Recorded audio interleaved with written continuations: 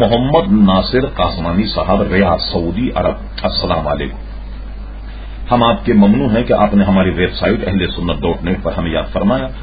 آپ نے یہ پوچھا کہ بغیر ثواب کی نیت سے سود کی رقم صدقہ کرنے کے لیے کیا یہ ضروری ہے کہ میں سود کی رقم اپنے بینک اکاؤنٹ سے نکلواؤں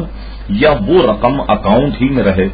رہنے دوں اور اتنی ہی رقم اپنے گھر سے اٹھا کر صدقہ کر دوں؟ نہیں، بلکہ جو رقم ہے سود کی، بینک سے سود کو لیا جائے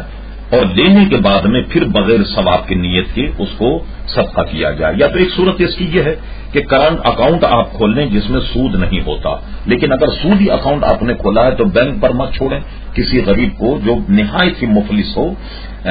بڑے ایسے